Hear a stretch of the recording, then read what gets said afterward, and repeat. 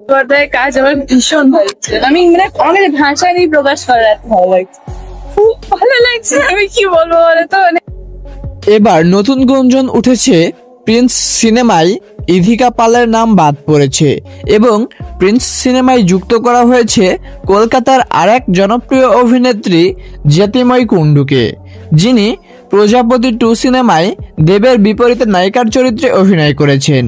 কিন্তু এদিকে কলকাতার এক সংবাদ মাধ্যম আনন্দবাজার অনলাইন একটি নিউজ করেছেন, যেখানে শোনা যাচ্ছে জ্যোতির্ময়ী কুণ্ডু নাকি এই ব্যাপারটি এখনো পরিষ্কার করেননি, এটা নাকি শুধুমাত্রই গুঞ্জন।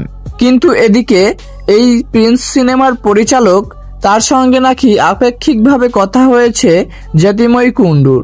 তিনি প্রিন্স সিনেমায় থাকতে পারে এটা বলাই যায়, কারণ প্রিন্স সিনেমায় অসংখ্য নায়িকাকে কাস্ট করা হবে, এটা বোঝাই যাচ্ছে। কারণ একের পর এক নতুন নায়িকার নাম উঠে আসছে এই প্রিন্স সিনেমায়। প্রথমে ইধিকা পালের নাম আসায় এবার আসলো কলকাতার জ্যোতির্ময়ী কুণ্ডুর নাম, কিন্তু বাংলাদেশ থেকেও অনেক নায়িকা নেওয়া হবে। এটা এখনো বাংলাদেশের কোনো নায়িকার নাম এখনো পর্যন্ত জানা যায়নি।